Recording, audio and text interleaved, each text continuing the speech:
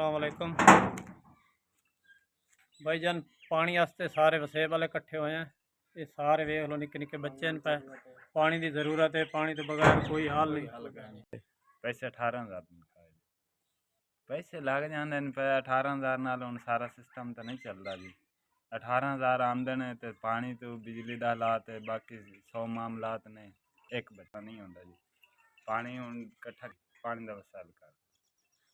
वालेकुम जी सर, असां मजदूर तबका हैं, साढ़े कोई वसाइल नहीं।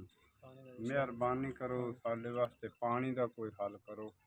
एक बंदे इतने खले सारे पानी इस्तेमाल करना है, 5-7 घर ने इस्तेमाल करना है। मेरी जिम्मेवारी है, कोई बंदा इन्होंने रोक टोक नहीं कर सकता।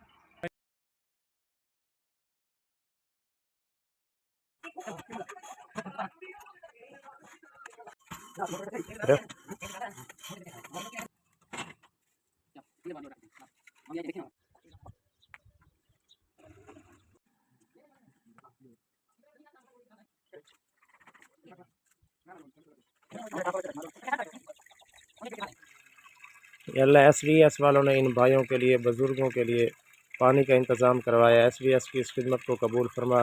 SVS के साथ जो लोग मिलकर काम कर रहे हैं, माली लिहाज से, अमली लिहाज से, सब की खिदमत को कबूल फरमा। SVS की तमाम खिदमत को कबूल फरमा।